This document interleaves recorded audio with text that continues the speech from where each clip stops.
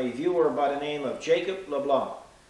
And Jacob asked if I could show him the controls inside the 5740, and I would assume that means the layout of the cab and everything that's within the cab. So Jacob, I'll take you over and I'll start to show you exactly what the 5740 looks like inside. So let's head on over.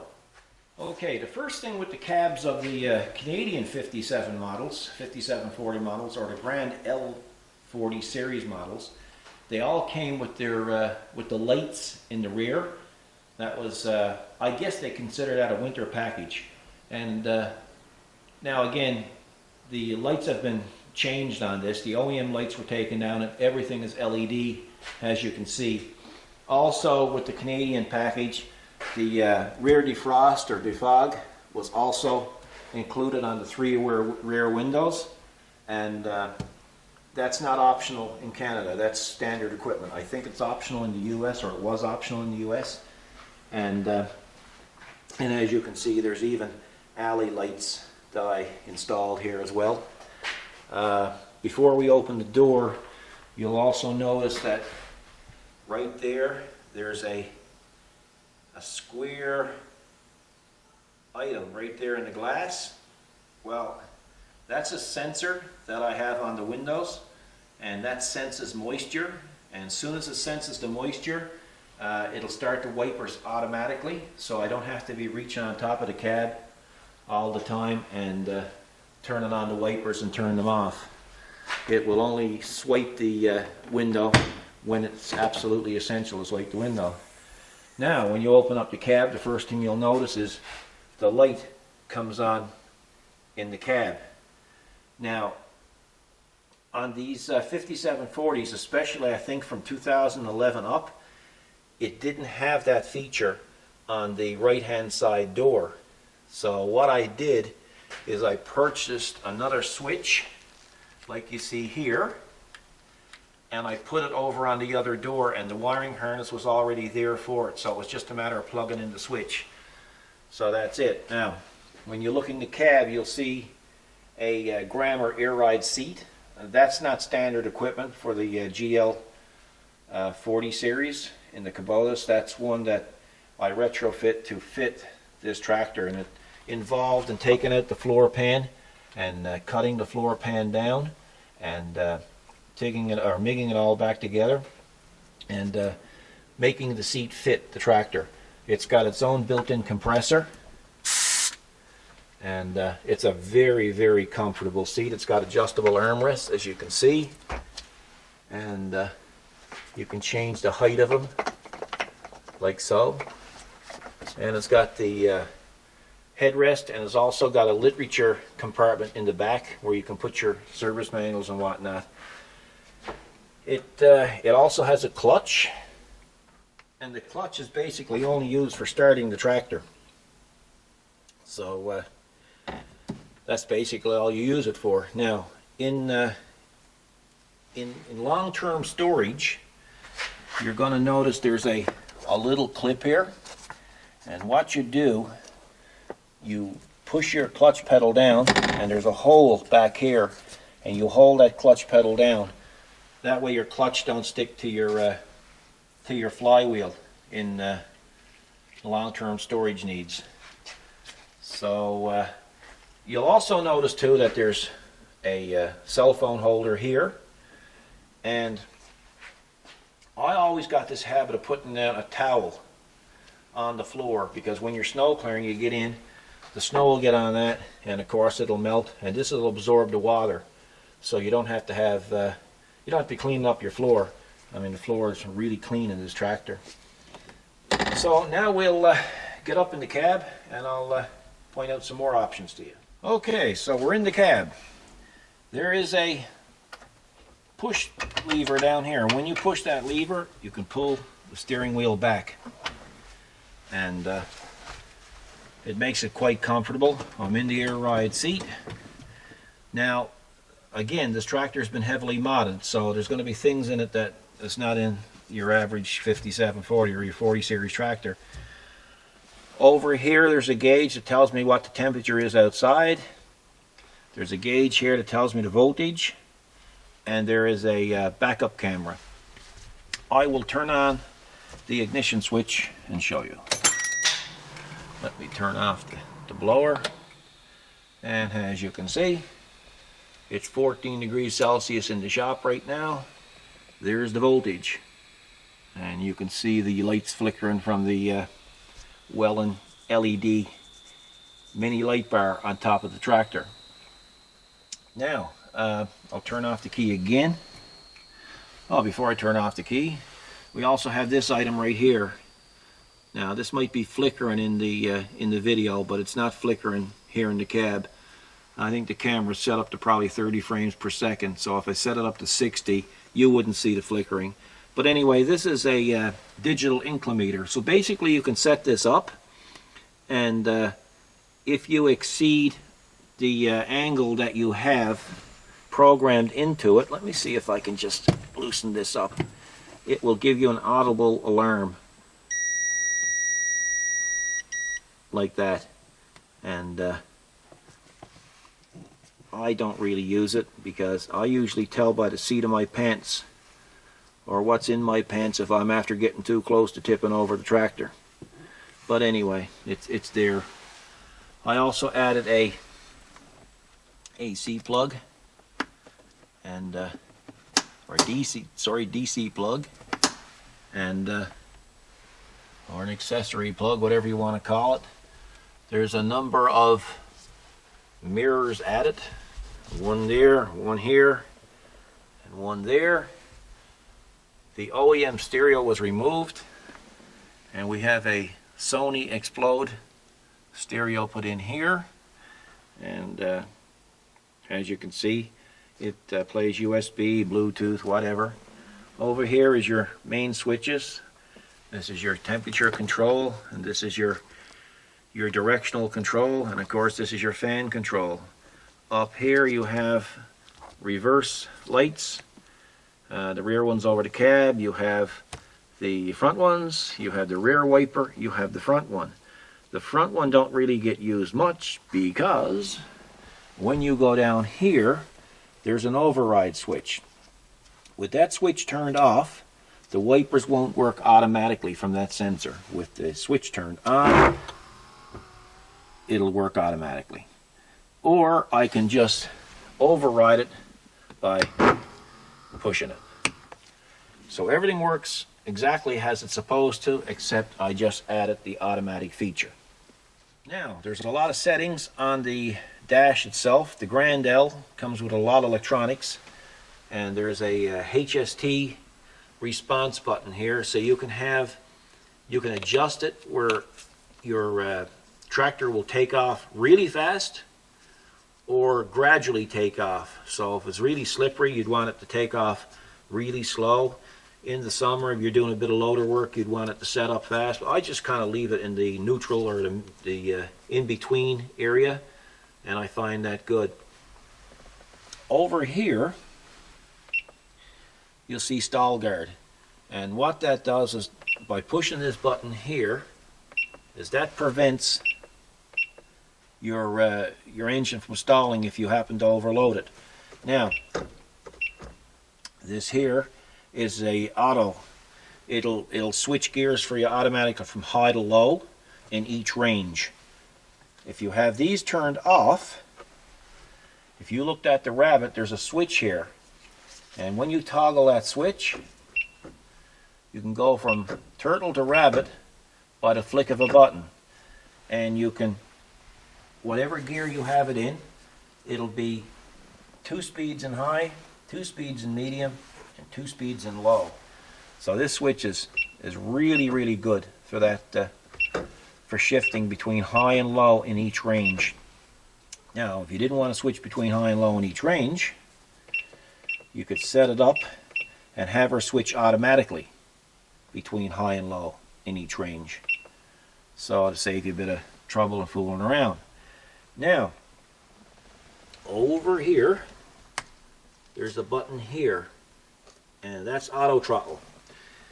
In normal tractors, when you want to do loader work or you're doing field work or digging, you would set your throttle and you would set your RPM to go up to a certain speed, a certain RPM, and you just work away. Well, Kubota got an auto throttle, and what it means is it runs like a regular loader that you would see, say, in a Caterpillar. You would when you would set your auto throttle to on, the further down you go with your pedal, the faster or higher the RPM goes. So there's no setting your throttle. Now, Kubota has made some improvements on that. They've put in a step up button on their FEL control, so that when you're going into a pile, instead of having your throttle up a bit, you just push the button and it would increase your RPM. So there's been a little bit of advancements. Here in this situation here, you'll see some added lights, and this is for my alley lights, and as you can see by turning them on and off, you got them there. We have some more here as well. These are for back ones, and this one here, this is for my reverse beeper. So if I push in reverse now, nothing can happen. If I put the switch on,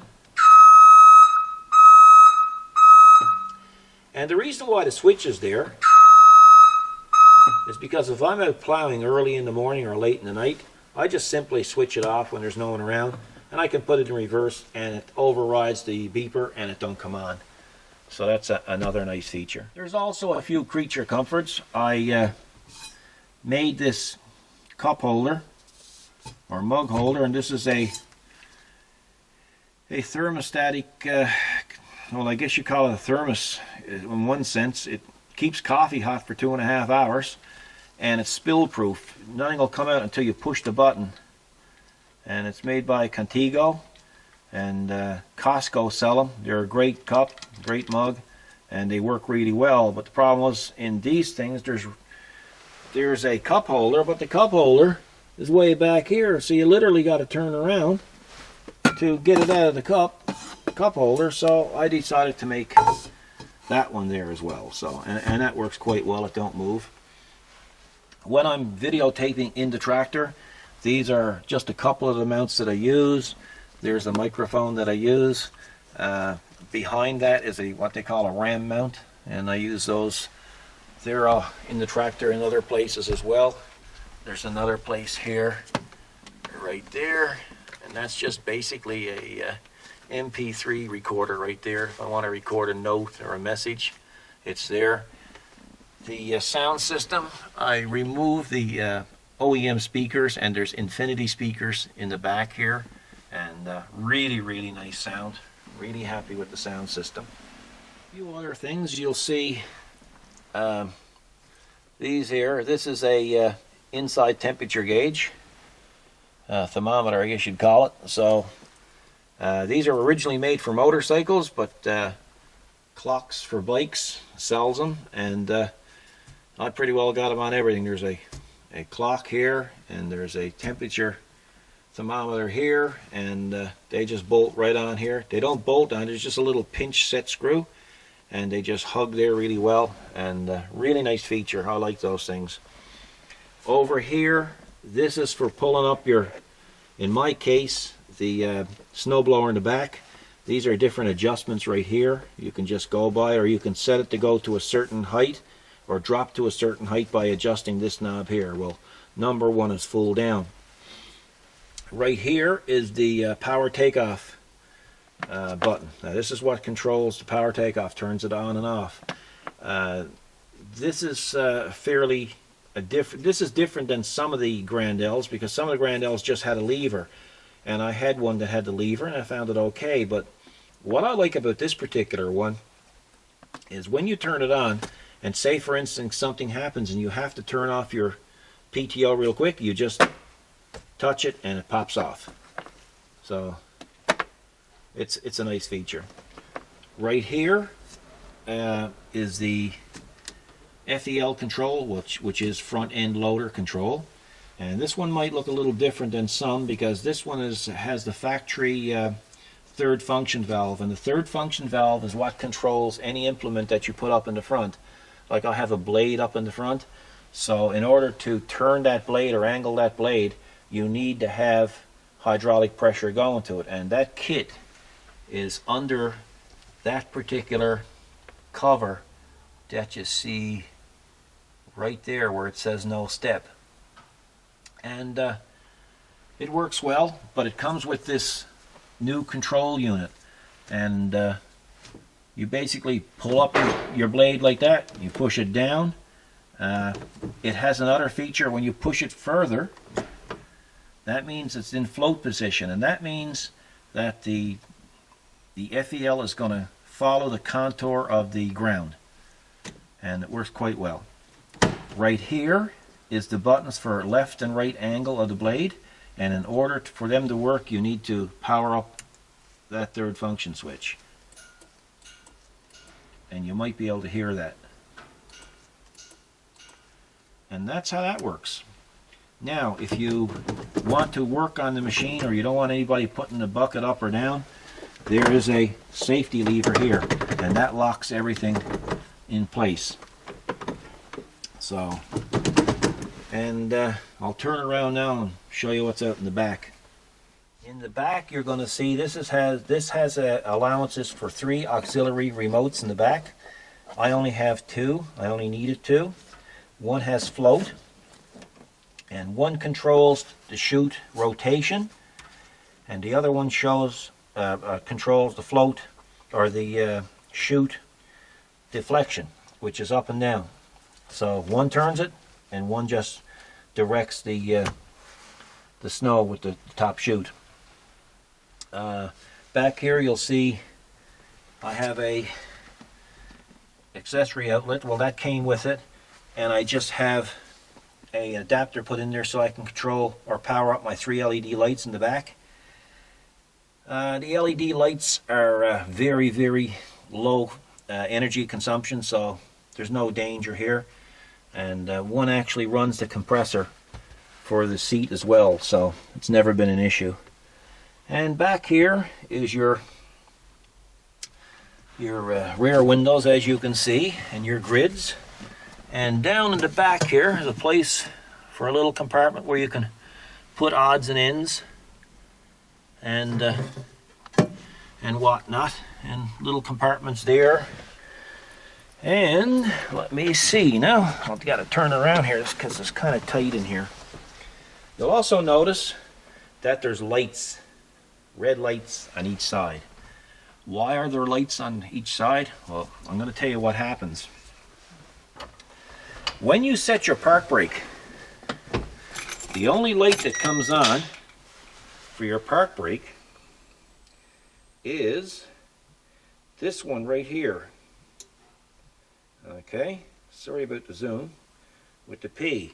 And what's going on? People forget about them, and they drive off with their brakes on. So what I did is I put those LED flashing lights there so that when I get in, I know that I better release my brake. And of course, it's much easier to see than just one brake in the dash, especially on a sunny day. You'll also notice that right here, you see that little box? Well, that little box is a 4-wheel drive indicator. And of course, that's one that I added. And because there's no 4-wheel drive indicators on these tractors, so when you put it in 4-wheel drive, it comes on. So it's just a convenience type of thing. What else? It has a split brake down there as well. And if you're towing an implement, if you're farming and you're out in the field, you can use your split brake to actually steer the tractor by locking up each wheel in the back. I don't personally use it. Matter of fact, I don't even use the brake. Up here again, you'll see another switch, and this switch is used for a top LED light. And there's another one back here by the speaker, and that's for that switch. That's for that rear big LED light in the back. Let me see if I can turn it on for you. So I don't know if you can notice it, but it does come on. It's got a cabin filter. Cabin filter is there. You can turn the change over from inside ear to outside ear by that button. and you have a number of deflector vents that you can change the direction in. A lot of people who have these cab models have been complaining about condensation on the glass and not being able to keep the condensation off the glass. Well, there's a simple fix for it, and that's to leave your air conditioning button on. When you leave your air conditioning button on, you have no problems. There's your rear defrost, and that's about it. One more thing you're going to see on the key fob. Oh, that's a stereo cycling off. So you're going to see one more thing, and here it is. This is the alarm system that I have on the tractor, and basically it works real well. If you touch the tractor, it's going to go out of its mind, and it's loud. Okay, inside the cab, the last part that I'm going to tell you about is right here. This is a cruise control lever. If you're going on a long trot with the tractor and you don't want to keep your foot on the HST pedal, which, by the way, when you push on the back, it goes backwards. When you push forward, it goes forward. If you don't want to keep your foot on that, you can adjust this and turn on your cruise control, and it's just like the cruise in a car, basically. This is your four-wheel drive. This is your high, medium, and low range for your transmission. And this here is your draft control for your three-point hitch. So in other words, if I turn this and the snowblower is dropping too fast, I can adjust it and I can have it go down really fast, or I can have it go real smooth. Right here is the compressor for the seat. Let me see here now.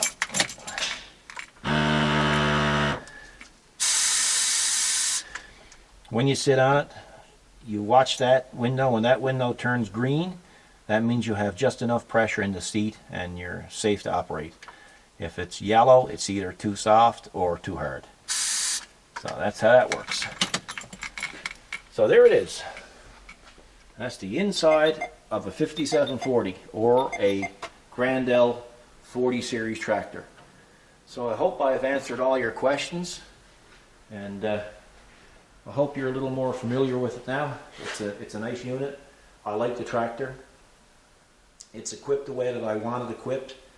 You also notice there's a stack on it. I did a stack conversion on it a few years ago. The tractor only has, well, I don't know what it has now, because I haven't looked in a while. Let me see what it has. Let me see. I got to get the switch. Okay, it has 225 hours on it. So it's still considered a new tractor. So again, I hope you enjoyed it, and I hope I answered all your questions. I hope you're more familiar with it. So keep watching us on YouTube. Thanks for the question, and thanks for watching.